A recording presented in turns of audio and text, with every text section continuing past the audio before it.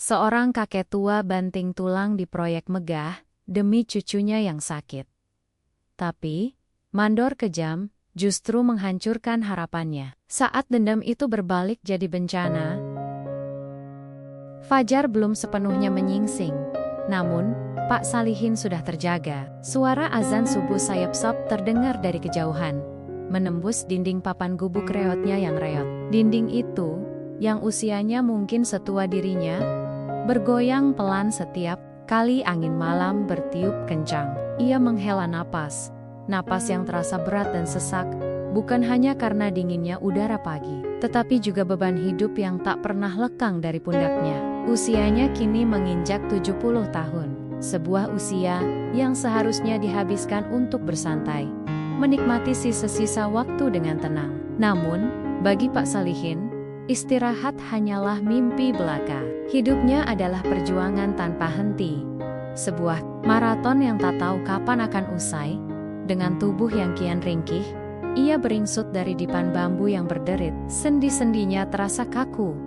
Setiap gerakan memicu nyeri yang menusuk. Ia mencoba meluruskan punggungnya yang kini membungkuk permanen akibat puluhan tahun memikul beban. Punggung itu adalah saksi bisu dari kerasnya kehidupan, dari keringat yang tumpah ruah di bawah terik matahari, dari otot-otot yang berdenyut kelelahan setiap senja menjelang. Tangannya, yang kini kasar dan kapalan, menyentuh air dingin di dalam gentong.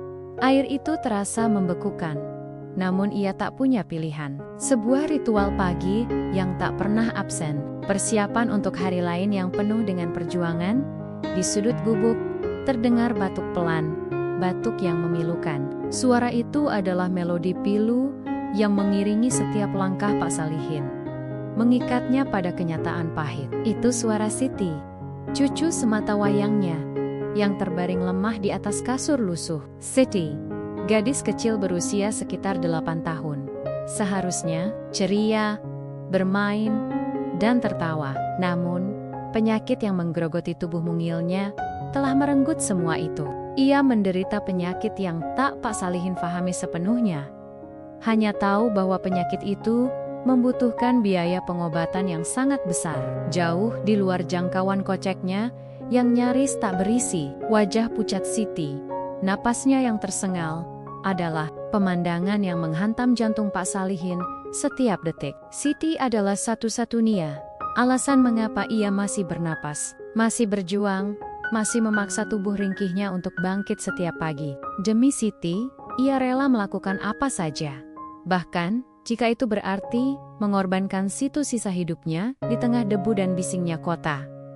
Setelah menyempatkan diri menyuapi Siti bubur seadanya dan memberinya obat pereda batuk, Pak Salihin berpamitan dengan suara serak. "Kakek berangkat dulu, Nak.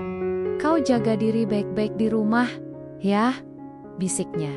Mencium kening cucunya yang terasa hangat, Siti hanya mengangguk lemah.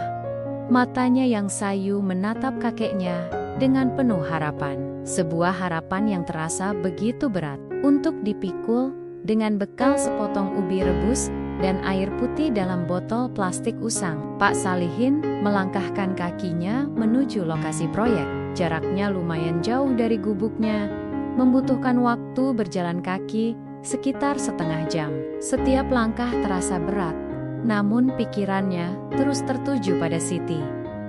Ia membayangkan senyum Siti jika nanti ia bisa sembuh, membayangkan tawa renyahnya yang sudah lama tak ia dengar. Harapan itu, tipis seperti benang rapuh, adalah satu-satunya penyemangatnya. Setibanya di lokasi proyek, pemandangan apartemen mewah yang menjulang tinggi menyambutnya. Rangka-rangka baja menembus langit biru, seolah menantang batas-batas ketinggian. Bangunan itu adalah simbol kemegahan, kemewahan, dan kemajuan kota. Namun, di bawah kemegahan itu, tersembunyi ironi yang menyayat hati. Gedung-gedung megah itu dibangun di atas keringat, darah, dan air mata para pekerja rentan seperti dirinya. Debu beterbangan di mana-mana, menusuk hidung dan paru-paru. Suara bising mesin molen, palu, dan teriakan mandor bercampur baur, menciptakan simfoni kekacauan yang tak pernah berhenti. Di antara puluhan kuli yang mulai sibuk dengan tugas masing-masing, muncullah sosok yang selalu berhasil membuat jantung Pak Salihin menciut. Pak Darman, sang mandor, tubuhnya tegap, kulitnya gelap terbakar, matahari, dan tatapannya tajam seperti elang. Usianya mungkin sekitar 50 tahun, namun raut wajahnya sudah mengeras, penuh guratan kekuasaan dan kekejaman. Ia dikenal sebagai sosok yang kejam, tak punya belas kasihan, dan seringkali merendahkan para pekerja, seolah mereka hanyalah alat yang bisa dibuang kapan saja. "Hei Salihin, cepat angkat itu semen. Jangan cuma melamun," teriak Pak Darman dengan suara menggelegar, yang langsung membuat beberapa pekerja terdiam dan menunduk. Pak Salihin tersentak. Cepat-cepat meraih karung semen yang lebih besar dari tubuhnya sendiri. Ia merasakan tatapan menusuk dari Pak Darman. Tatapan yang penuh penghinaan dan meremehkan. Mandor itu seolah ingin mengatakan, "Apa gunanya orang tua sepertimu di sini?" Pak Salihin hanya bisa menunduk, mengangguk, dan melanjutkan pekerjaannya. Ia tahu, melawan adalah hal yang sia-sia. Setiap hari adalah pertarungan untuk bertahan hidup, untuk mendapatkan upah harian yang tak seberapa, yang hanya cukup untuk makan seadanya dan membeli sedikit obat untuk Siti. Harapan kecil itu, harapan agar cucunya bisa sembuh, adalah satu-satunya yang membuatnya terus melangkah. Ia hanya bisa berdoa dalam hati. Semoga hari ini bisa dilalui tanpa masalah besar. Semoga upah hari ini cukup untuk membeli obat tambahan. Dan semoga Tuhan masih memberinya kekuatan untuk melihat Siti tersenyum kembali. Sebuah harapan yang begitu rapuh, namun begitu berarti. Di tengah kerasnya belantara kehidupan kota, mentari pagi sudah naik sepenggal. Cahayanya yang terik langsung menyengat kulit. Di tengah riuhnya suara pembangunan, Pak Salihin sudah tenggelam dalam rutinitasnya. Punggungnya yang membungkuk kini memanggul 2 tumpuk batu bata sekaligus. Langkahnya tertatih menaiki tangga darurat yang terbuat dari kayu usang. Setiap anak tangga terasa seperti tanjakan curam yang tak berujung. Napasnya memburu, paru-parunya seperti terbakar, namun ia tak berani berhenti barang sedetik pun. Di bawah sana, di sudut matanya, ia bisa merasakan tatapan tajam Pak Darman Mandor Bengges yang tak pernah lepas mengawasi. "Lebih cepat, Pak Tua, mau sampai kapan kita selesaikan proyek ini kalau gerakmu seperti siput?" Suara Pak Darman menusuk, membuat Pak Salihin mengencangkan rahangnya. Ia tahu, setiap kelambatan berarti ancaman potongan upah, atau bahkan risiko dipecat. Ancaman itu terasa lebih menakutkan daripada rasa nyeri di sekujur tubuhnya. Demi Siti, ia harus terus bergerak, terus memikul beban, di sela-sela waktu istirahat yang singkat. Pak Salihin duduk bersandar di tumpukan pasir, berusaha menenangkan napasnya. Beberapa rekan kerjanya, sesama kuli dengan nasib serupa, mendekat. Ada Kong, Mardi, pria paruh baya dengan tubuh kurus, namun cekatan, dan Mas Budi, seorang pemuda dari desa tetangga yang terlihat masih polos. Mereka saling bertukar pandang penuh kelelahan. "Bagaimana kabar cucumu, Pak Salihin?" tanya Kang Mardi dengan suara pelan, penuh empati. "Semoga cepat sembuh ya." Pak Salihin hanya bisa mengangguk. Senyum tipis tersungging di bibirnya yang kering. "Masih begitu, Mardi. Batuknya tak kunjung hilang. Kata dokter, harus ada obat khusus. Tapi harganya, sudahlah." Ia tak sanggup melanjutkan. Kerongkongannya tercekat. Mas Budi menambahkan, "Saya dengar ada kawan kita di Blok A, anaknya masuk rumah sakit. Biayanya sampai 3 juta rupiah, Pak. Itu pun baru uang muka." Obrolan mereka, meskipun seolah biasa, adalah cerminan nyata dari tekanan finansial yang melilit setiap pekerja kasar di sana. Pak Salihin merasakan dadanya sesak. 3 juta, angka itu terdengar seperti jumlah yang mustahil untuk ia raih dalam waktu dekat. Uang saku Siti untuk sekolah saja, seringkali ia ambil dari upah harian. Sore harinya, saat pekerjaan mulai mereda, Pak Darman semakin menunjukkan watak aslinya. Ia sengaja mengarahkan Pak Salihin ke bagian yang paling berat dan kotor. "Salihin, Kau bereskan sampah di sana. Pastikan bersih sampai tak ada sehelai pun debu. Kalau tidak, upahmu kupotong seperempat. Perintahnya dengan nada merendahkan. Pak Salihin hanya bisa pasrah. Tugas itu membersihkan sisa-sisa material dan puing-puing berat biasanya dikerjakan oleh 2 atau 3 orang. Kini, ia harus melakukannya sendiri. Di sisa tenaganya yang hampir habis, tangannya gemetar saat mengangkat pecahan beton.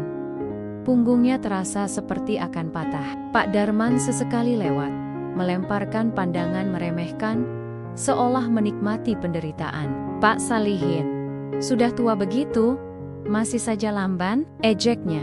Tanpa sedikit pun rasa kasihan. Kata-kata itu lebih sakit dari cambukan fisik. Harga dirinya diremukkan berkeping-keping. Malam harinya, setelah kembali ke gubuknya dengan tubuh remuk redam, Pak Salihin memandangi wajah tidur Siti yang pucat. Rasa bersalah menghunjam hatinya. Uang yang terkumpul hari ini hanya cukup untuk makan malam dan sedikit obat batuk biasa. Obat khusus yang dokter katakan sangat penting itu masih jauh dari jangkauan. Ia tak bisa menunggu lagi. Batuk Siti semakin parah. Suhunya pun tak stabil. Dalam kegelapan malam, dengan bintang-bintang yang samar terlihat di antara celah-celah atap, Pak Salihin akhirnya mengambil keputusan berat. Sebuah keputusan yang selama ini ia hindari mati-matian. Karena rasa malu dan harga diri yang tersisa, ia harus meminjam uang. Dan satu-satunya orang yang mungkin punya uang lebih di proyek itu, sekejam apapun dia, adalah Pak Darman. Pikirannya dipenuhi kekhawatiran. Apakah Pak Darman akan setuju? Atau justru akan semakin mempermalukannya? Rasa takut itu besar. Namun, bayangan wajah Siti yang kesakitan jauh lebih besar. Demi cucunya, ia akan menelan rasa malu, akan merendahkan diri, akan melakukan apa saja. Besok, saat fajar kembali menyingsing, ia akan mencoba berbicara pada Pak Darman. Itu adalah satu-satunya harapan terakhirnya. Malam itu, Pak Salihin tak bisa tidur pulas. Setiap kali memejamkan mata, wajah pucat Siti dan desakan kebutuhan akan obat terus menghantuinya. Keputusan untuk memohon pinjaman kepada Pak Darman terasa seperti memikul gunung. Harga diri yang ia jaga puluhan tahun, kini harus ia injak sendiri. Pagi itu, dengan sisa-sisa keberanian yang entah dari mana datangnya, ia bangun. Setiap gerakan terasa lebih berat dari biasanya. Seolah tubuhnya pun enggan menemaninya dalam menghadapi penghinaan yang mungkin akan datang. Sebelum berangkat, Pak Salihin menatap Siti yang masih terlelap, mengusap lembut kening cucunya. "Kakek harus pergi, Nak. Semoga hari ini ada kabar baik untukmu," bisiknya. Suaranya tercekat. Sebuah janji yang ia sendiri tak yakin bisa penuhi. Sepanjang perjalanan menuju proyek, hatinya berdebar tak karuan. Ia menyusun kalimat demi kalimat. Di benaknya, mencoba mencari kata-kata paling tepat yang bisa meluluhkan hati Pak Darman. Atau setidaknya membuat mandor itu mau mendengarkannya barang sebentar.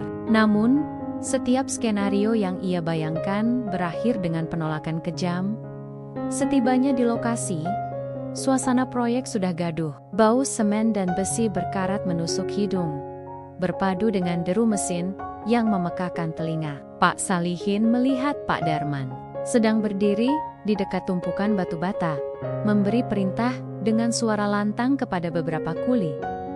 Ini dia kesempatannya. Jantung Pak Salihin berdentum kencang di dalam dada. Ia melangkah perlahan.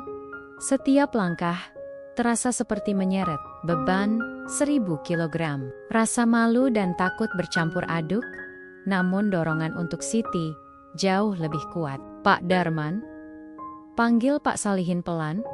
Suaranya hampir tak terdengar di antara bisingnya pekerjaan. Mandor itu menoleh. Alisnya terangkat, menatap Pak Salihin dari ujung kaki hingga ujung kepala dengan pandangan meremehkan. "Ada apa, Pak Tua? Jangan bilang kau mau minta izin pulang cepat lagi," ketusnya.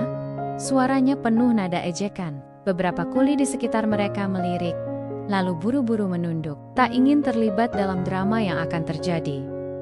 Pak Salihin menelan ludah, tenggorokannya. Terasa, bukan Pak, ada yang ingin saya sampaikan. Ini penting sekali, ujarnya. Suaranya sedikit bergetar. Ia mencoba memberanikan diri menatap mata Pak Darman. Namun tatapan tajam mandor itu membuatnya kembali menunduk. Cepat bicara, waktuku terbatas, desak Pak Darman. Nadanya tak sabar. Dengan susah payah, Pak Salihin mulai menjelaskan kondisinya. Pak Darman, cucu saya, Siti, dia sakit parah. Sudah beberapa hari, demam dan batuknya tidak berhenti. Kata dokter, harus minum obat khusus. Dan biayanya sangat besar, Pak. Saya tidak punya uang sebanyak itu. Suaranya mengecil di akhir kalimat, dipenuhi rasa malu. Jadi, saya ingin memohon pada Bapak. Bisakah saya meminjam sedikit uang dari Bapak? Akan saya kembalikan segera setelah gajian nanti, Pak. Atau saya bisa lembur. Mengerjakan apa saja, Pak. Pak Darman mendengarkan dengan ekspresi datar, tanpa sedikit pun menunjukkan simpati. Bibirnya tertarik membentuk senyuman sinis, seolah menikmati penderitaan Pak Salihin. Ia melipat kedua tangannya di dada, tatapannya menyapu tubuh. Renta Pak Salihin? Hah? Pinjam uang? Untuk cucu sakit? Sudah berapa kali aku dengar alasan seperti itu, Pak Tua? Hardiknya, suaranya sengaja dikeraskan, agar didengar pekerja lain. Kau pikir, aku ini Bang Amal? Aku ini mandor. Tugas saya memastikan pekerjaan beres, bukan mengurusi kemiskinan kalian. Darah Pak Salihin berdesir dingin. Kata-kata itu menghantamnya. Telak. Lebih sakit dari pukulan fisik. Tapi Pak, ini benar-benar darurat. Nyawa cucu saya, cukup, potong Pak Darman dengan suara menggelegar. Membuat Pak Salihin tersentak. Sudah tua begitu, masih saja merepotkan. Harusnya kau sudah di rumah, bukan di sini membebani orang. Apa kau pikir dengan badan ringkihmu itu, kau bisa membayar utang? Jangankan utang, kerjamu saja lamban seperti siput. Ia tertawa sinis. Tawa yang menusuk hati Pak Salihin. Beberapa pekerja lain yang mendengar hanya bisa menunduk, menghindari tatapan Pak Darman. Namun wajah mereka menunjukkan rasa iba yang tersembunyi. Pak Salihin merasakan matanya memanas, namun ia berusaha menahannya. Saya mohon Pak, sedikit saja. Tidak ada, 1.000 rupiah pun tidak ada untukmu. Tegas Pak Darman. Pergi sana, kembali bekerja. Jangan buang-buang waktuku dengan drama murahanmu. Kalau kau tidak bisa bekerja, lebih baik angkat kakimu dari sini. Aku tidak butuh kuli peminta-minta sepertimu. Mandor itu berbalik, mengabaikan Pak Salihin yang kini berdiri mematung. Tubuhnya gemetar menahan amarah dan sakit hati yang membuncah. Pak Salihin tak punya pilihan selain mundur. Ia melangkah menjauh dari Pak Darman. Setiap langkah terasa hampa. Hatinya hancur berkeping-keping. Bukan hanya ditolak, ia juga dipermalukan habis-habisan di depan rekan-rekan kerjanya. Beban yang ia pikul kini terasa jauh lebih berat, karena di atas penderitaan cucunya, kini bertambah luka yang menganga di dalam dadanya. Bagaimana ia harus menghadapi Siti nanti? Bagaimana ia bisa menjelaskan bahwa harapan satu-satunya telah pupus, dihancurkan oleh kekejaman seorang mandor? Mata tuanya kini benar-benar basah. Air mata yang selama ini ia tahan, kini tak terbendung lagi. Langkah Pak Salihin sore itu terasa lebih berat daripada biasanya. Seolah setiap pijakan menyeret beban ribuan kilogram di bahunya. Bukan hanya letih fisik setelah seharian memikul batu dan semen, tapi juga beban batin yang amat berat. Penolakan kejam dari Pak Darman, ditambah dengan hinaan yang menusuk, terus terngiang di telinganya. Menghantam situasi harga diri yang ia miliki, ia berjalan, menyusuri jalanan becek, di antara lalu lalang kendaraan yang tak peduli pada penderitaannya. Langit Pekalongan sore itu seolah ikut mendung, memantulkan kesuraman di hati Pak Salihin. Sesampainya di gubuk reotnya, Pak Salihin terdiam di ambang pintu. Ruangan kecil itu terasa dingin dan hampa, mencerminkan isi hatinya. Ia melihat Siti, cucu semata wayangnya, masih terbaring lemah di atas kasur lusuh. Wajah mungil itu semakin pucat. Napasnya terdengar semakin berat. Jantung Pak Salihin terasa dicubit. Bagaimana ia harus menjelaskan bahwa ia pulang dengan tangan kosong? Bagaimana ia bisa menghadapi tatapan penuh harap dari Siti? Rasa bersalah dan tidak berdaya melingkupinya. Ia adalah seorang kakek, seorang pelindung, namun ia merasa gagal total. Ia telah bekerja keras sepanjang hidupnya, membanting tulang tanpa henti, berharap di masa tua bisa menikmati sedikit ketenangan bersama cucunya. Namun, kenyataan membuktikan sebaliknya. Di usia 70 tahun ini, ia masih harus berjuang keras di bawah terik matahari dan menghadapi ketidakadilan yang kejam. "Mengapa hidup sebegini pahit?" bisiknya lirih. Air matanya tak lagi bisa ditahan, mengalir membasahi pipinya yang keriput. Di lokasi proyek tadi, beberapa rekan kerjanya, seperti Kang Mardi dan Mas Budi, sempat menatapnya dengan tatapan iba. Ada juga yang mengangguk pelan, seolah ingin menyampaikan simpati. Namun, tak berani berucap. Mereka semua tahu watak Pak Darman yang bengis, ketakutan akan kehilangan pekerjaan, yang berarti kehilangan satu-satunya sumber penghidupan, jauh lebih besar daripada keinginan untuk menunjukkan solidaritas secara terang-terangan. Pak Salihin memahami itu. Ia tidak menyalahkan mereka. Justru, ia merasa semakin sendirian dalam menghadapi badai ini. Malam itu, Pak Salihin duduk di samping Siti, memandangi wajah tidur cucunya. Tangannya yang kasar menggenggam erat tangan mungil Siti yang terasa panas. Ia merenungkan semua ketidakadilan yang menimpanya. Kekejaman Pak Darman, acuhnya dunia pada penderitaan orang kecil, dan nasib yang seolah tak pernah berpihak padanya. Ia merasa seperti dedaunan kering yang siap diterbangkan angin kapan saja. Rasa putus asa itu begitu pekat, mencekiknya, membuatnya ingin menyerah saja. Namun, saat ia menatap wajah damai Siti yang terlelap, secercah cahaya kecil mulai muncul di hatinya yang gelap. Bayangan senyum Siti, tawa renyahnya, dan impian kecilnya untuk bisa bermain seperti anak-anak lain, seolah memberinya kekuatan baru. "Tidak, aku tidak boleh menyerah," tekadnya dalam hati.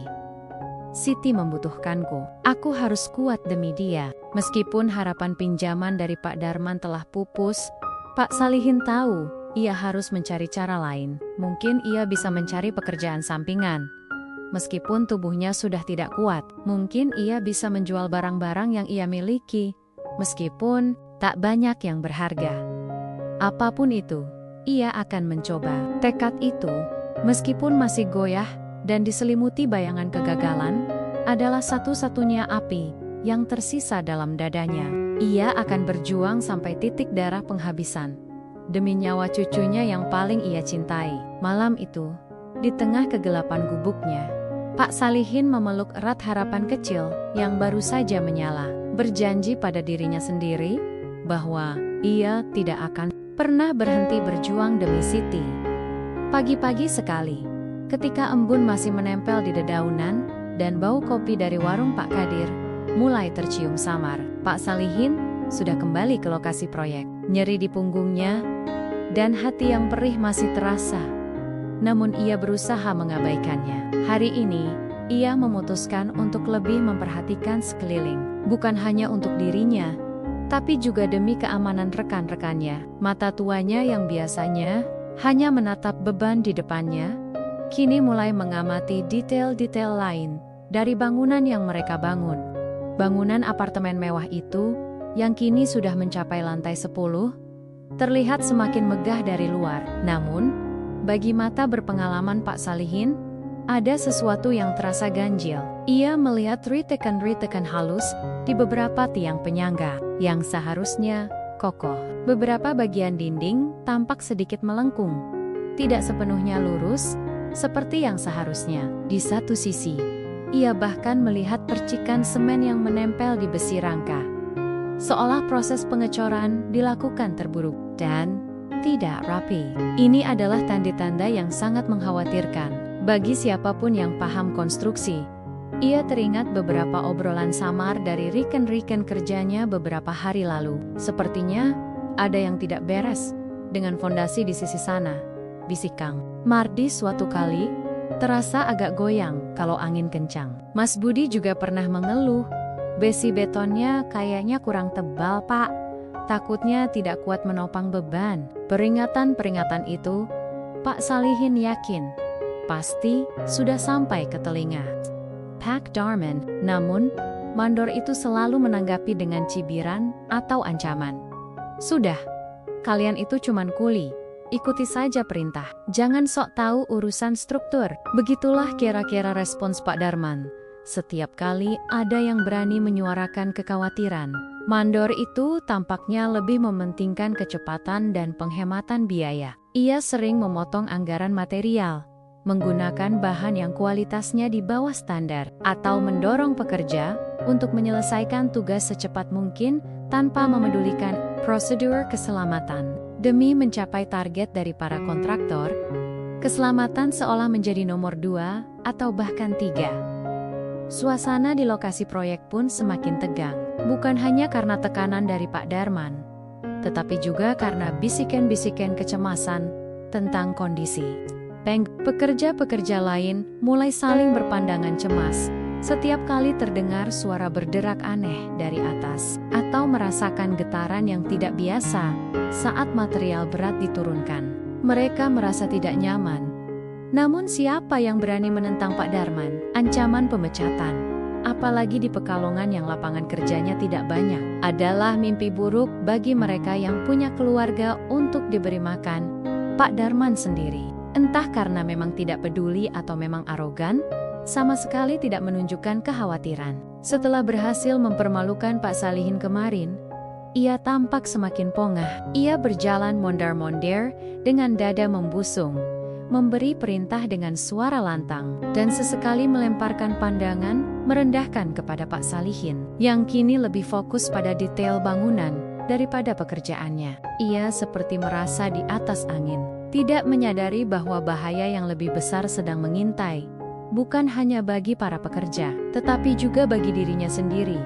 Siang itu, saat Pak Salihin sedang mengaduk semen, ia merasakan getaran aneh yang lebih kuat dari biasanya. Ia mendongak, matanya yang tua menyipit mengamati. Di lantai atas, tepat di bagian yang tadi pagi ia lihat retakan, ia melihat retakan itu sedikit memanjang. Ada suara kretek yang nyaris tak terdengar di antara bising, namun cukup untuk membuat bulu kuduknya meremang. Itu adalah tanda bahaya, sebuah tanda yang hanya bisa dikenali oleh mereka yang telah menghabiskan sebagian besar hidupnya di dunia konstruksi. Ia ingin berteriak, ingin memperingatkan.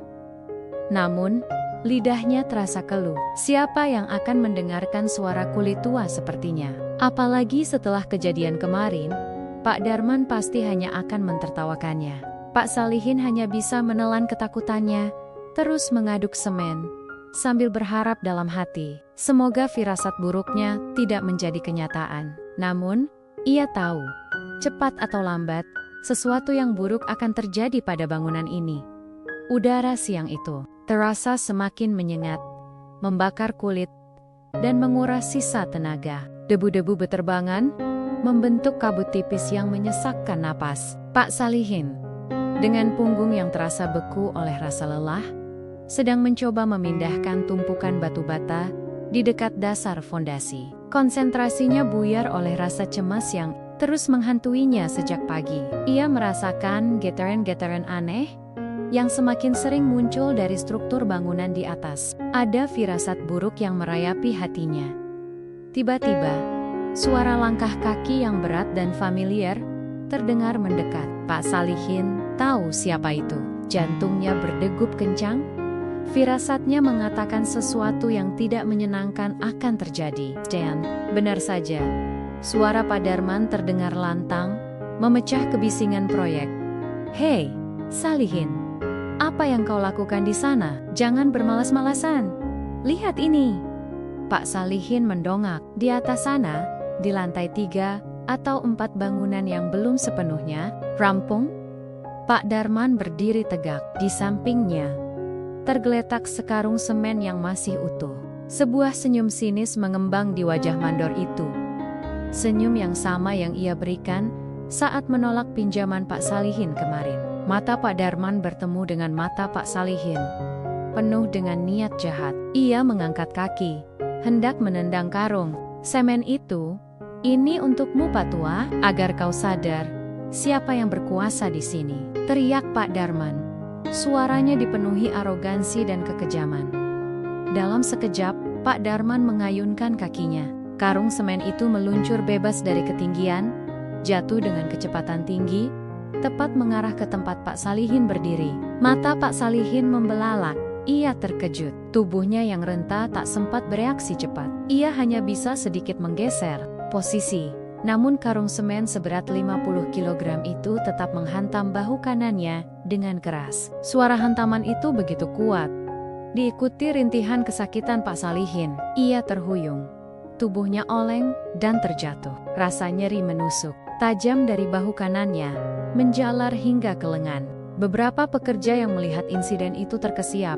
Sebagian kecil berteriak kaget, namun tak ada yang berani mendekat. Mereka semua takut pada Pak Darman, yang kini tertawa terbahak-bahak di atas sana, puas melihat penderitaan Pak Salihin. Namun, tawa Pak Darman tak berlangsung lama. Semen yang jatuh itu, setelah menghantam Pak Salihin, meluncur dan menghantam tepat ke arah sebuah tiang penyangga yang selama ini menjadi sumber kekhawatiran Pak Salihin. Tiang itu, yang sudah menunjukkan retakan halus dan getaran aneh, kini tak mampu lagi menahan benturan kritok. Suara retakan itu bukan lagi suara halus, melainkan suara patahan yang jelas dan memekakan telinga, jauh lebih keras dari suara benturan semen tadi. Retakan itu menyebar cepat seperti jaring laba-laba, merayap di seluruh permukaan tiang. Getaran kuat mulai mengguncang tanah, membuat bangunan itu bergerak, seolah-olah seluruh strukturnya sedang meronta. Kepala Pak Darman tersentak. Tawanya berhenti. Seketika, wajahnya yang tadinya sombong, kini berubah pucat pasi. Ia melihat ke bawah, melihat tiang yang baru saja ia hantam semen, kini menunjukkan tanda-tanda kerusakan parah. Di lantai yang ia pijak, ia merasakan getaran yang sangat kuat. Gedungnya mau rubuh, teriak salah seorang pekerja, suaranya penuh kepanikan. Teriakan itu menular cepat. Semua pekerja berhenti. Mata mereka membelalak menatap Inggari ke arah tiang yang kini mulai mengeluarkan bunyi gemuruh. Debu tebal mulai berjatuhan dari atas, bukan hanya debu biasa, melainkan pikahan-pikahan kecil material yang menandakan sesuatu yang besar akan terjadi. Pak Salihin, meskipun terkapar dengan bahu yang nyeri, mencoba bangkit. Ia melihat retakan yang merambat cepat, suara gemuruh yang semakin membesar. "Lari! Lari!" Ia berteriak. Suaranya serak namun penuh kepanikan.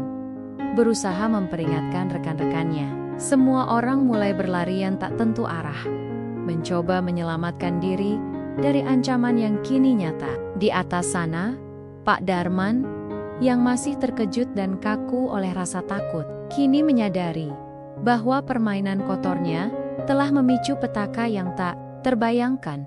Getaran semakin mengganas. Dalam hitungan detik setelah suara patahan itu terdengar, bangunan apartemen yang tadinya kokoh berdiri, kini mulai menunjukkan tanda-tanda keruntuhan yang nyata. Bukan lagi hanya retakan, melainkan bongkahan.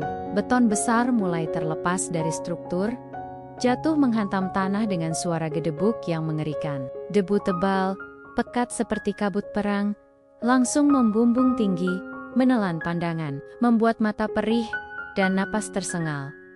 "Rubuh! Rubuh!" Jeritan histeris memenuhi udara, bersahutan dengan deru gemuruh balok-balok baja yang melengkung dan pecahnya koke-koka jendela di lantai atas. Kekacauan massal pecah. Para pekerja yang tadinya sibuk bekerja, kini berlarian tak tentu arah. Sebagian berusaha mencari perlindungan di balik tumpukan material. Sebagian lagi mencoba lari keluar dari area proyek yang berubah menjadi neraka. Panik mulai lala. Naluri bertahan hidup mengambil alih segalanya di lantai otak. Tempat Pak Darman berdiri beberapa saat yang lalu, kini hanya ada kehancuran. Senyum sombong yang tadi menghiasi wajahnya lenyap tak bersisa, digantikan oleh kengerian yang membuat darahnya surut. Ia melihat tiang penyangga yang ia hantam semen tadi, kini runtuh sepenuhnya, menarik bagian lain dari struktur di atasnya. Rasa takut yang luar biasa menghantamnya, mencengkeram jantungnya. Ia mencoba lari, kakinya melangkah panik, namun sudah terlambat.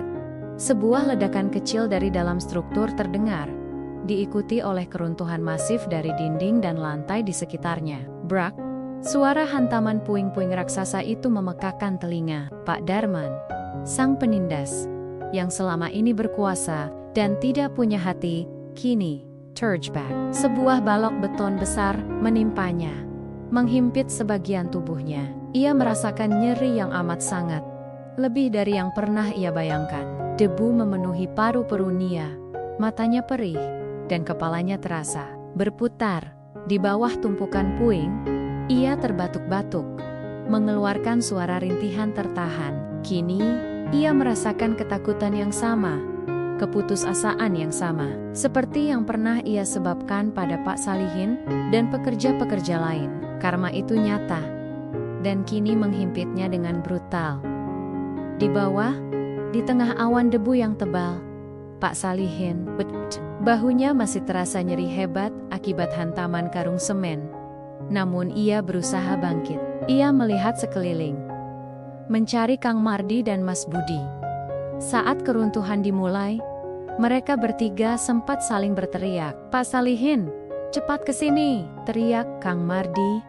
Suaranya samar-samar terdengar dari balik debu. Ia dan Mas Budi, meski panik, tidak melupakan kulit tua itu.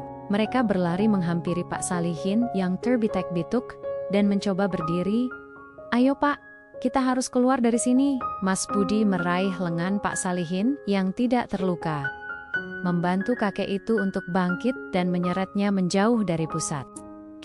Mereka bergerak cepat, menghindari puing-puing yang masih berjatuhan dari atas. Solidaritas yang selama ini tersembunyi, kini muncul sebagai penyelamat. Di kejauhan, sirena ambulans dan mobil polisi mulai terdengar, mendekat dengan cepat. Namun, di lokasi proyek, yang tersisa hanyalah pemandangan mengerikan. Bangunan apartemen megah yang seharusnya menjadi simbol kemajuan, kini tinggal tumpukan puing dan debu. Beberapa pekerja lain terlihat terjebak. Rintihan dan jeritan kesakitan mereka membaur dengan suara gemuruh yang perlahan mereda. Pekalongan, yang tadinya ramai, kini diliputi ketegangan dan kengerian. Tragedi ini baru saja dimulai. Don Dampek Nia akan terasa jauh lebih luas dari yang bisa dibayangkan. Suara sirena ambulans semakin memekakkan telinga, bersahutan dengan teriakan tim penyelamat dan kepanikan warga yang mulai berkerumun. Lokasi proyek yang megah kini berubah menjadi puing-puing, diselimuti awan debu tebal yang belum sepenuhnya lenyap. Di tengah kekacauan itu, tim SAR bekerja cepat. Mereka menemukan Pak Darman, terhimpit di bawah balok beton besar. Wajahnya yang tadi penuh kesombongan, kini pucat pasi. Matanya terpejam menahan rasa sakit luar biasa. Luka parah di kakinya membuatnya tak berdaya. Saat ia ditarik keluar dari reruntuhan, rintihan pelan keluar dari bibirnya yang pecah-pecah. Dalam benaknya, kilas balik kekejamannya terhadap Pak Salihin berkelebat cepat, seolah karma datang menagih. Di saat yang paling tidak terduga, rasa takut dan penyesalan yang mendalam akhirnya merayapi hatinya. Namun semua itu terasa sial-sial dan terlambat. Sementara Pak Darman dilarikan ke rumah sakit dengan kondisi kritis, Pak Salihin juga menerima pertolongan pertama. Bahunya yang terhantam karung semen terasa sangat nyeri, namun ia bisa bernapas lega. Kang Mardi dan Mas Budi dengan sigap membantunya. Mereka berdua memapah Pak Salihin menjauh dari lokasi, membawanya ke ambulans yang baru tiba. Di dalam ambulans, Pak Salihin diperiksa singkat oleh petugas medis. Luka di bahunya memang serius, tapi ia tidak mengalami cedera internal yang mengancam jiwa. Ia mendengar percakapan lirih para petugas tentang banyaknya korban, baik yang luka parah maupun yang meninggal. Hatinya mencelos, menyadari betapa tipisnya batas antara hidup dan mati. Berita keruntuhan bangunan apartemen di Pekalongan menyebar dengan kecepatan kilat. Stasiun televisi lokal segera mengirimkan tim liputan, dan media sosial dipenuhi unggahan foto serta video reruntuhan. Polisi langsung memasang garis kuning di sekitar lokasi, dan tim investigasi khusus diturunkan. Mereka mulai mengumpulkan bukti, mewawancarai pekerja yang selamat, dan mencari tahu penyebab pasti kecelakaan. Di tenda darurat yang didirikan tak jauh dari lokasi, para pekerja yang selamat mulai berkumpul. Rasa syok, marah, dan kesedihan bercampur. Aduh, Kang Mardi dan Mas Budi adalah di antara mereka yang paling vokal. Ini bukan kecelakaan biasa, ini kelalaian Pak Darman dan manajemen proyek, teriak Kang Mardi. Suaranya parau karena debu. Sudah sering kami ingatkan, strukturnya tidak beres. Tapi dia tidak pernah peduli. Mas Budi menambahkan, Pak Salihin bahkan sempat bilang ada retakan parah di tiang penyangga itu. Tapi dia malah dihina habis-habisan oleh Pak Darman. Bahkan, semen pun sengaja dijatuhkan ke arahnya. Kesaksian-kesaksian ini menyebar cepat di antara para pihak. Mereka saling mengangguk, menguatkan, dan menyadari bahwa ini adalah momen mereka untuk bersuara. Ketakutan terhadap Pak Darman yang selama ini membungkam mereka, kini sirna digantikan oleh kemarahan dan keinginan untuk menuntut keadilan. Kisah penolakan Pak Darman terhadap permohonan pinjaman Pak Salihin juga terungkap, menambah daftar panjang kekejaman mandor itu. Di rumah sakit, Pak Darman terbaring tak berdaya. Rasa sakit di tubuhnya tidak seberapa dibandingkan dengan rasa takut yang menggerogoti jiwanya. Ia tahu, ia dalam masalah besar. Kata-kata para polisi yang memeriksanya, tatapan dingin dari dokter, semua seolah menjadi vonis. Di benaknya, wajah Pak Salihin muncul. Wajah kuyu yang memohon belas kasihan. Suara serak yang memohon pinjaman demi cucunya. Ia ingat bagaimana ia tertawa mengejek. Bagaimana ia menjatuhkan semen itu dengan sengaja. Kini, ia sendiri terbaring tak berdaya, akibat dari perbuatannya sendiri.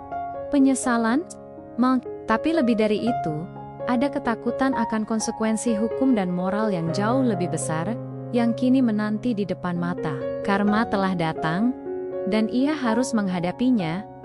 2 minggu berlalu sejak tragedi keruntuhan itu mengguncang Pekalongan. Pak Salihin, dengan bahu yang masih diperban tebal dan langkah tertatih, akhirnya diizinkan pulang dari rumah sakit. Meskipun luka fisik masih terasa nyeri, semangatnya perlahan bangkit. Berita tentang nasib Pak Darman, yang kini terbaring dengan pengawasan polisi di rumah sakit yang sama, sudah sampai ke telinganya. Ia mendengar tentang penyelidikan yang semakin intensif, dan tentang desakan rekan-rekan kerjanya yang kini bersatu. Hatinya terenyuh. Bukan karena dendam, melainkan karena melihat secercah harapan. Gubuk kecilnya kini tak lagi terasa sepi. Kang Mardi, Mas Budi, dan beberapa kawan kuli lainnya datang menjenguk, membawa sedikit buah tangan dan semangat. Bercerita bagaimana insiden ini telah membuka mata banyak orang. Pak Salihin, kami tidak akan diam saja, ujar Kang Mardi dengan suara berapi-api. Apa yang Pak Darman lakukan padamu, itu sudah keterlaluan, dan kelalaiannya ini harus dipertanggungjawabkan. Mas Budi menambahkan, kami semua sudah sepakat, Pak. Kami akan bersaksi, akan ceritakan semua yang terjadi di proyek itu. Bagaimana Pak Darman sering potong gaji, memaksa kami kerja cepat dengan bahan seadanya, dan bagaimana dia selalu menghina Bapak. Keruntuhan bangunan ini memang menjadi titik balik bagi para pekerja. Ketakutan yang selama ini membungkam mereka, kini sirna, digantikan oleh keberanian dan rasa persatuan yang kuat. Mereka menyadari, jika tidak sekarang, kapan lagi mereka bisa menuntut keadilan? Mereka membentuk sebuah kelompok pekerja informal, didukung oleh beberapa aktivis buruh lokal, yang mendengar kabar tragis ini. Mereka mulai mengumpulkan bukti, mencatat setiap pelanggaran, dan menyuarakan tuntutan mereka kepada pihak berwenang. Kisah pilu Pak Salihin dan tragedi keruntuhan apartemen itu dengan cepat menarik perhatian seluruh kota, bahkan menjadi berita nasional. Media massa menyoroti betapa rentannya nasib pekerja konstruksi dan bagaimana kelalaian serta keserakahan bisa berujung pada bencana. Gelombang simpati membanjiri Pak Salihin dan para korban lainnya. Donasi mulai berdatangan dari masyarakat yang peduli, membantu meringankan beban biaya pengobatan dan kebutuhan sehari-hari. Sebuah yayasan lokal bahkan menawarkan bantuan hukum pro bono untuk menuntut keadilan. Dengan bakti-bakti yang semakin kuat kesaksian para pekerja, laporan investigasi awal, dan bahkan rekaman CCTV dari bangunan tetangga yang menunjukkan detik keruntuhan proses hukum terhadap Pak Darman dan manajemen perusahaan konstruksi resmi dimulai. Berbagai pihak mulai dipanggil untuk dimintai keterangan, dari mandor, pengawas lapangan, hingga pemilik perusahaan. Tekanan publik semakin menguat, menuntut pertanggungjawaban penuh di ranjang rumah sakitnya. Pak Darman, yang kini lebih banyak diam dan merenung, mulai merasakan dampak dari perbuatannya. Polisi sudah datang berulang kali, mengajukan pertanyaan-pertanyaan berat. Luka fisiknya akan pulih, namun luka batin dan beban hukum yang menantinya terasa jauh lebih berat. Ia mendengar desas-desus tentang kesaksian para pekerja, tentang kemarahan publik. Penyesalan perlahan tumbuh di hatinya, bercampur dengan ketakutan. Ia akhirnya menyadari bahwa apa yang ia lakukan kepada Pak Salihin, apa yang ia lakukan demi efisiensi dan kekuasaan, kini berbalik menghantamnya sendiri. Perubahan dalam dirinya mungkin terlambat, namun ia kini harus menghadapi konsekuensi dari setiap tindakannya. Kisah ini telah menjadi seruan, sebuah titik balik yang mengubah banyak hal di Pekalongan. Berbulan-bulan berlalu setelah tragedi yang mengguncang Pekalongan. Proses hukum yang panjang dan melelahkan akhirnya mencapai puncaknya di meja hijau. Pengadilan Negeri Pekalongan, yang sebelumnya penuh dengan saksi dan bukti, kini siap membacakan putusan. Di ruang sidang yang hening, Pak Salihin duduk di barisan depan, ditemani Kang Mardi dan Mas Budi. Wajahnya menua, namun kini ada ketenangan yang terpancar, bukan lagi keputusasaan. Hakim ketua membacakan vonis. Pak Darman dinyatakan bersalah atas kelalaian berat yang mengakibatkan keruntuhan bangunan dan korban jiwa. Hukuman penjara 5 tahun dijatuhkan padanya, ditambah denda yang besar. Selain itu, manajemen perusahaan konstruksi yang bertanggung jawab atas proyek tersebut juga tidak luput dari jerat hukum. Mereka dikenakan denda puluhan juta rupiah, dan izin usaha mereka dibekukan untuk sementara waktu.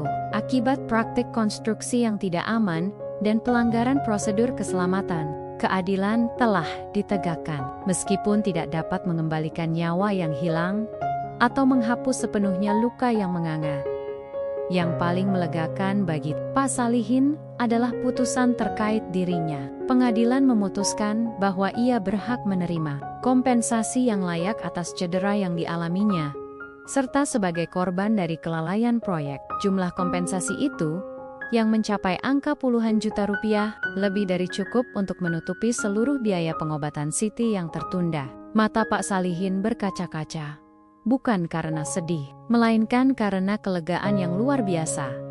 Dengan uang kompensasi itu, Siti segera mendapatkan perawatan medis terbaik. Ia menjalani serangkaian pengobatan intensif, yang hasilnya sangat memuaskan. Batuk kronisnya berangsur-angsur hilang, demamnya reda, dan wajahnya yang tadinya pucat kini mulai merona merah muda. Beberapa minggu kemudian, Siti dinyatakan pulih sepenuhnya. Ia bisa kembali tertawa, berlari, dan bermain seperti anak-anak normal lainnya. Suara tawarannya Siti kini menjadi melodi paling indah di gubuk kecil mereka. Hidup Pak Salihin dan Siti kini jauh lebih tenang, bebas dari beang-beang, kesulitan finansial dan penyakit. Kisah keruntuhan apartemen itu menjadi pengingat yang menyakitkan, namun penting bagi seluruh kota. Ini adalah pelajaran berharga tentang pentingnya keadilan, kemanusiaan, dan solidaritas, terutama bagi para pekerja rentan yang seringkali terpinggirkan. Media terus menyoroti kasus ini, mengubahnya menjadi simbol perjuangan melawan penindasan dan kelalaian. Organisasi buruh dan aktivis kemanusiaan semakin gencar menyuarakan hak-hak pekerja, menuntut kondisi kerja yang lebih aman, dan perlakuan yang manusiawi. Pak Salihin, meskipun usianya semakin lanjut, kini menatap masa depan dengan harapan yang baru. Ia tidak lagi bekerja sebagai kuli bangunan.